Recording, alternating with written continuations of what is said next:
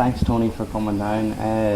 We're just going to talk about your childhood and your background while you were playing for Shamrocks and down. Okay. I would like Conor. What exciting things did you do in your childhood? Well, to be honest with you, not all that many things in my childhood. I left school at 14. So during those years it was really a matter of studying. I didn't. It would be difficult to remember anything back that far, anything that I'd done specially. What kind of job did you have when you were a teenager? When I left school, I went to work in Quinn's Milestone, which is now Dunn Stores. Yeah. And I worked there for 10 years. Worked in the shop. Finished up.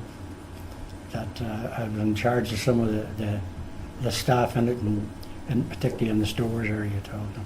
And after the 10 years, I moved on then, and I joined the brewery. So that's.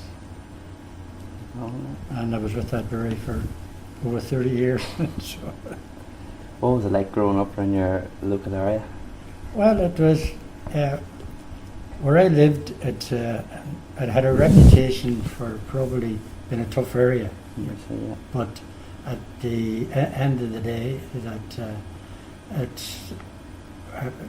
was basically a fallacy, such a thing, because there were great people in it. Lindenhall had a bad reputation, but yet you could go out, any of the houses could go out and leave the doors unlocked, and nothing would be ever touched in it. Yeah. And one of the major things that we used to do, it was very predominantly soccer orientated area. And we used to play these matches maybe 25, 30 aside up on a pitch that was up and down like a yo-yo, and that was every night of the week. There was also handball always up there, so that was one of the things that I did. I played a lot of handball because I liked handball. Handball. I liked handball, yeah. What other sports did you enjoy? Well, I played basketball, played table tennis, played anything that when I started to play gilly football, they were all beneficial to what I was going on to do. And here was sporting. I was very interested. I had a great love for athletics right from the start. And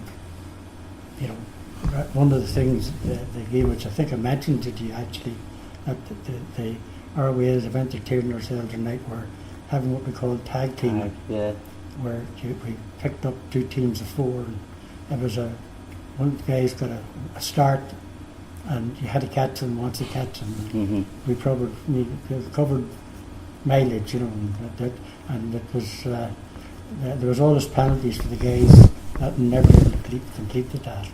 Those are the type of things. Yeah. We were living in the age then where really there wasn't much else you could do because you hadn't any money to do it. Who was your role model growing up back in your time? Well, I suppose the role models would have been probably through athletics, because that was my main interest. Played a bit of soccer in Lindenhall. Didn't really play football at school at all. No. But in the athletics there was a chap that he was from Strabane, a chap called Sherry O'Boyle, and he was a brilliant cross country runner. He won everything for years, and I would say that probably that was the one I always looked out. Even when I left athletics, I was always watching out how he was doing, because he was a lovely guy and he was always very helpful. But he was a lovely runner, so there was no such thing in those days as role models for the guys, because there was really no TV or anything else. Yeah. So you're basically picking your role models from anyone that was, at ground level. Yes, I think. Who influenced you to play Gaelic football?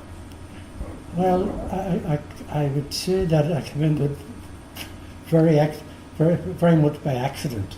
By accident. When I left school, I went into I was in the Milestone and working in the Milestone, and I was a member of the Shamrocks Athletic Club, but and I was knocking about with a chap called Tom Magee, whose father was very much involved with the GAA in Newry. He used to look after a lot of the teams, and he happened to. Happened to be up at one of they used to have the summer leagues in the Abbey football, and I was up with Tom at one of the matches, and Tom told the father, father was asking who it was in the lot. He said, Tom said, no, Tom, I joined the athletic club, I got Tom to join too, and so he was in the Shamrock Athletic Club, which was separate from the GAA club. Yes. And so anyway, when I'm standing at the match, this man Tom Magee, Tom's father, called me and said, "Here, boy," he said, I thought he was actually coming over to tell me off because I had the Queen's message bag, which you weren't supposed to take home with you, and I had it. That's how I got up to the Abbey. And I thought I was in for a telling off, and he said, "Here, boy," he says, "Tom tells me that you do a lot of running." He said, "Well, if you do a lot of running," he says, "you probably can play football too." So he told me next Tuesday night down training with the Miners. That's how simple it started. That's how you go. That's how it started. So. When did you get called up to the down team? Well, I was started in 1952, and we had a very good minor team. And by the time I was 17, I was playing on the Shamrock on the senior team. Yeah. I mean, first match I never got a kick at the ball, but I was still picked. I was a reserve in 53 on the down minor team. I was in 1954, I played midfield, and Armagh beat us in the Ulster final. Yeah. And myself and Jerry Gagan, who was my partner at midfield, we were both brought on to the senior panel. And my first match with the down senior team was against Armagh in October. It was in those days it was the National League and the Lagan Cup. So I was on it from I was 18. Young age. Oh, it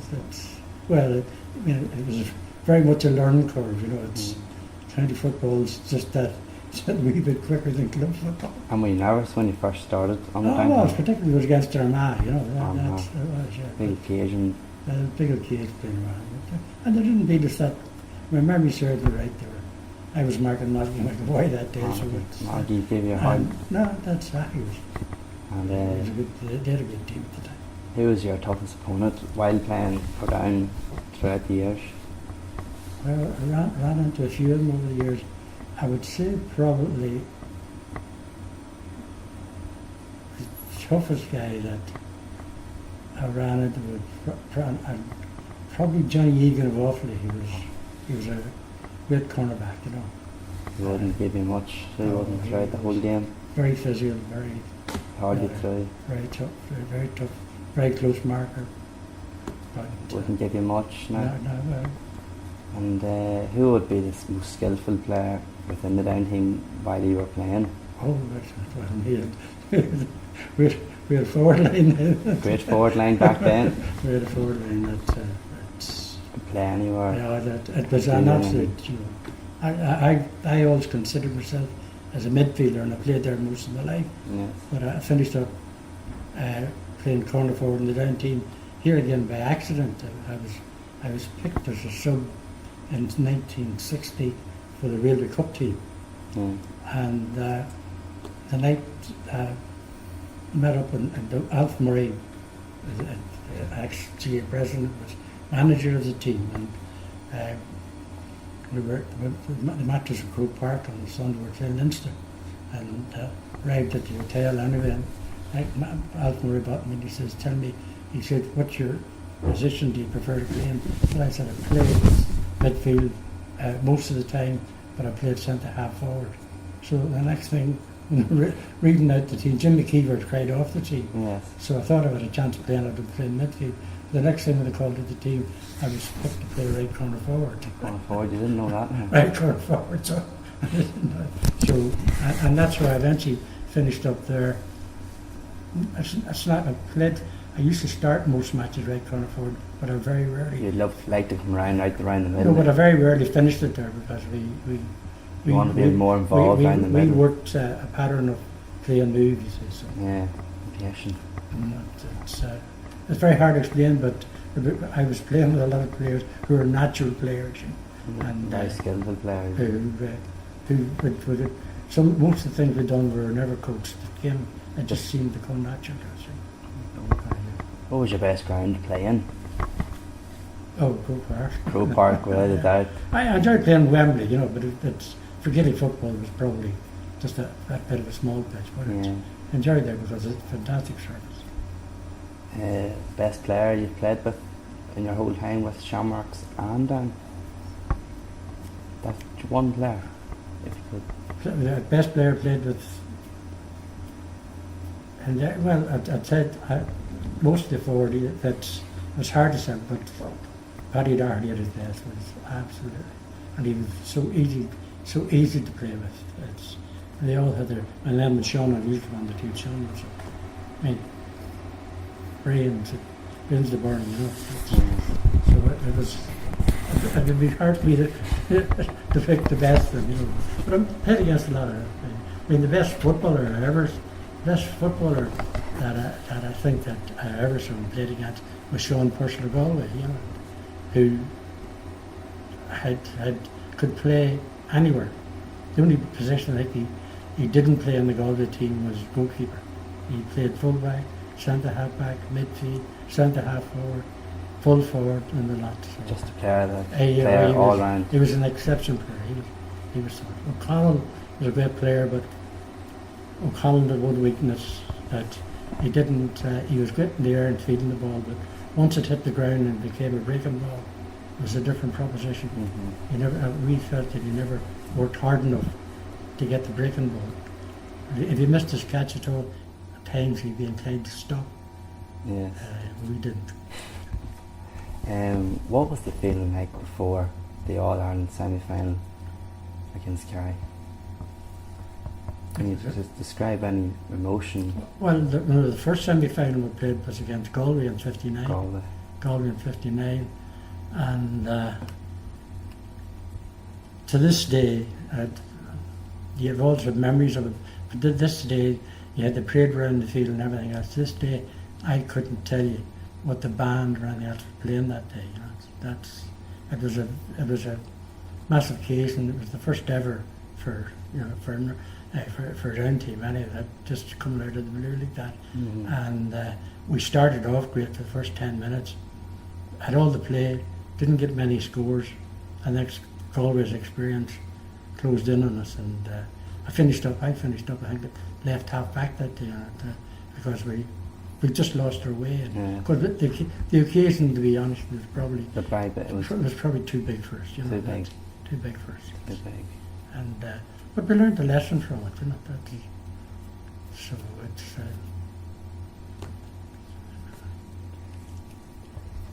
What was the emotion like after an All-Ireland final win? What kind of feelings did you have? It was unreal. Unreal. That's considering that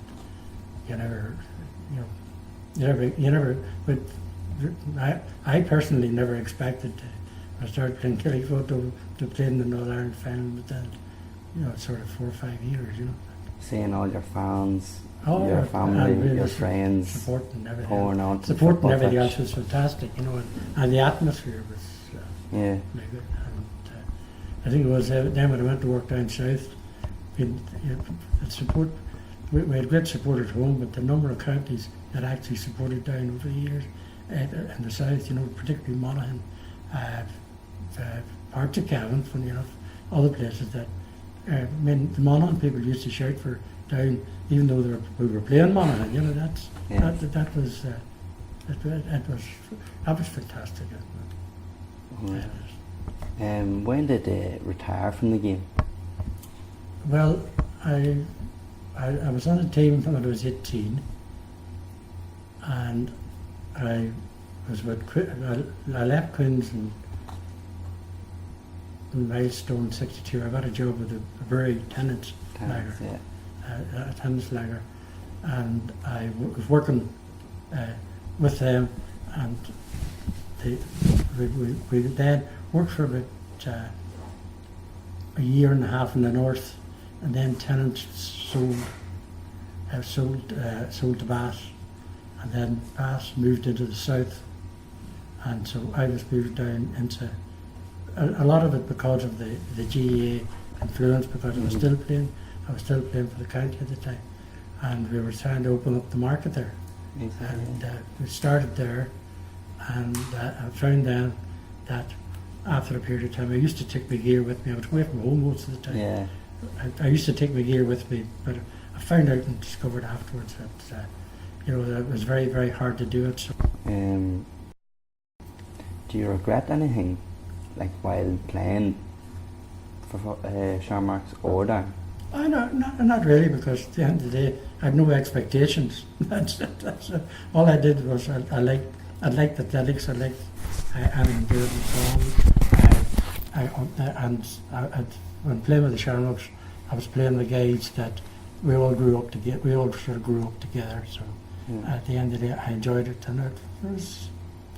I mean, we probably one of the things that probably disappointed us a little bit was that we probably may have got the third All Ireland, but our trip to America sort of slowed us up a bit. We were worried.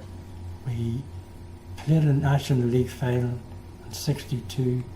It was the first week in May. 3 or 4 days after that, we're away to the States, and we travelled all 5 or 6. Started in Boston and finished up in San Francisco over a period of 5 weeks. Come back home again 10 days after that. We were supposed to train when we were out there, but it just because of the functions and things that had 1 or 2 training sessions, but it didn't really materialise. So at the end of the day, when we come back again, it was 8 or 10 days after we were back, we were playing for Mana, first round of the championship. Then because they were late, we got to the Ulster final, but we got the Ulster final. Cavan ran all over us and beat us by 10 points. There was with nothing left, you know. So that probably is a bit of a regret, you know. What advice would you give to any young child developing and going on to play football now at a young age? Well, I think now. I mean, I've still to this day I have a massive, as well know, massive amount of and the first question I always ask them: are you playing any sport? Because I would encourage them, because I know at the end of the day I was probably for it, because I never knew what would happen if I hadn't played getting football, because it changed. It changed my life, put my life in a completely different direction than the way I was going at that particular time. So I would also encourage them to do it now, and the facilities that and the things to do now. From when we had little option in those days to, other than to go out and just go down to the football field and kick the ball around sport, because we hadn't got any finance. You had no money to spend at all. You weren't the same amount of attractions around the place as there is in this modern day now. So it was. And I do it with everyone. If you remember when I met you the other week, I asked you the same question too. So I do it particularly with my relatives. Yes. And the only problem is that most of my relatives either play for the Bosco or play for the Mitchell or play for Shane on the Eastern Canon. They always want us to get turned around into the Shamrocks, into the Shamrocks jersey. Obviously, over the years I influenced a number of people, but at the end of the day, I never overtried if particularly relatives, if they were set, because I looked at them on the basis that if they're in with their own club as such, they probably, like I grew up with them and they were used to playing with them at all. Unless there's a good reason for leaving, there was no reason to leave. You know. In today's game, would you change anything? What do you think is... I personally, at the moment, do not like, particularly the way my own country's playing. I don't think the type of football that they're playing over this past 5-10 years has suited us as a country. Hasn't, no. No, I don't think so.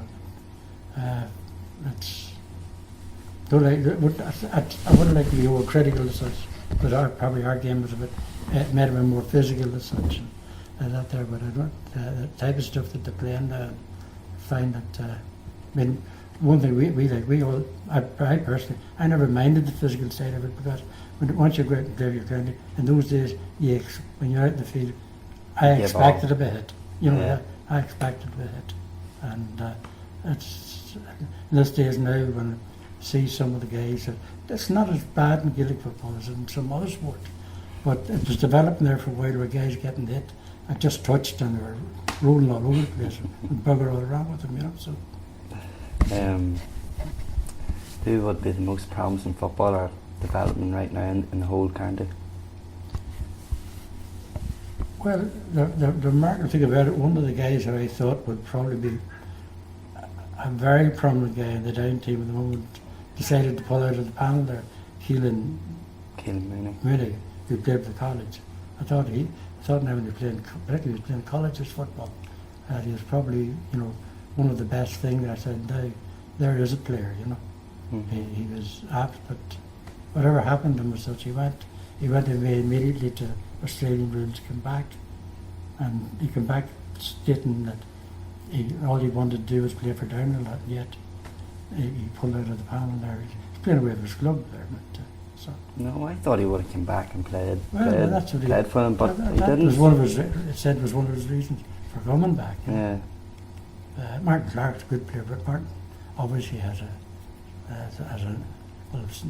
it's an illness at the moment that if, you know, if it's a bad enough illness, it can certainly affect, you know, his limitations and how long he could stay in the field. But he was a very good footballer. Yeah, he was a very good player. Yeah, that's. What team, bar your own county, would like to see doing well in the All Ireland series this year? I like to see Monaghan doing well, because Monaghan, I worked over there, and the one thing I always found about them, they're fantastic people for supporting football, and they used to get hammered all over the place, and they were fantastic. And it's great to see that they're doing well. I like to see, because we're underdog, we come up.